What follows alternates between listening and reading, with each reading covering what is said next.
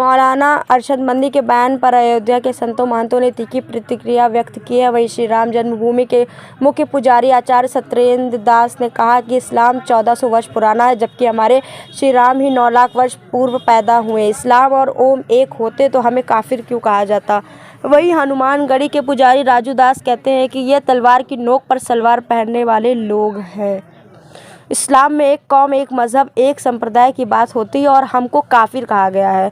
यही नहीं, अगर इस्लाम शांति का प्रतीक होता, अगर इस्लाम और ओम का अर्थ एक होता तो इस्लाम को मानने वाले ओम को मानने वालों का सिर कलम क्यों करते। क्योंकि मौलाना मदनी की भाषा ठीक नहीं है।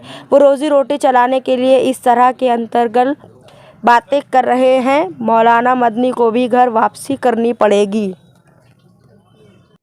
अरशद मदनी जो कहे हैं कि सबसे प्रथम इस्लाम आया है, या ये इस्लाम की शब्दों को जो उच्चारण कर रहे हैं एकदम झूठा है।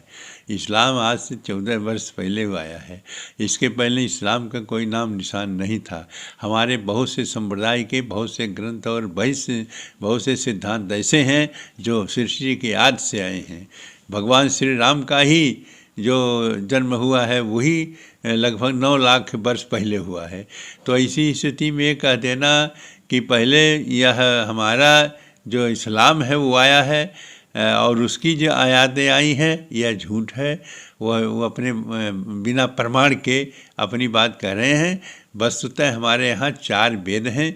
चारों वेदों की उत्पत्ति आदि में हुई और वही 4 वेद के माध्यम से जो संचालन हुआ है शब्दों का, गुणों का, धर्मों का और सनातन धर्म का, इस सब का व्यवस्था हुई है, वो चारों वेद से हुई है। जमीयत उलेमा हिंद के मौलाना मदनी ने जिस प्रकार से उन्होंने कहा कि जितना यह देश मोहन भागवत और मोदी का है उससे कहीं ज़्यादा हम लोगों का है, सही उन्होंने कहा, कोई गलत नहीं कहा है।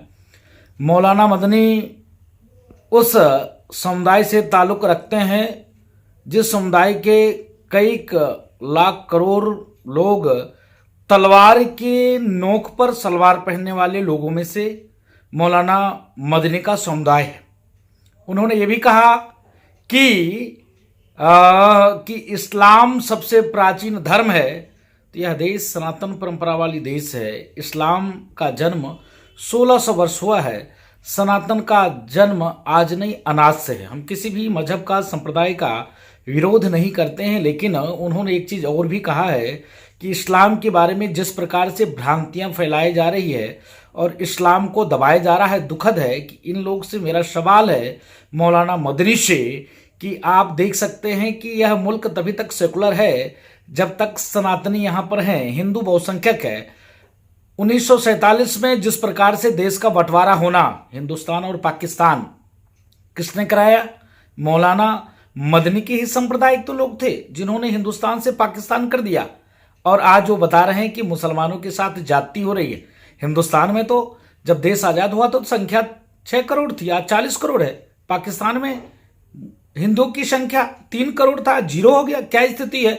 तो यह देश संविधान से चलता है और यहाँ पर जिस प्रकार से सभी वर्ण, सभी धर्म, सभी वर्ग समुदाय के लोगों का देखभाल, रख रखाव, उनकी धार्मिक स्वतंत्रता, धार्मिक आज़ादी, जिसको जो मर्जी वो बोल सकता है। इसके नाते मौलाना मदनी मोहन भागवत और प्रधानमंत्री जी के बारे में बोल रहे हैं और इसके बाद कह रहे हैं कि यह देश जितना उनका है उतना मेरा भी है। अच्छी बात है, लेकिन इस्लाम के बारे में उनका जो तर्क है वो कुतर्क है। ये लोग तलवार के बल पर सलवार पहनने वाले इनके पूर्वज थे, उन्हीं के वंशज है। मौलाना मदनी भी 200-300-400 वर्ष पूर्व सनातन के ही मानने वाले रहे होंगे, ना कि इस्लाम की।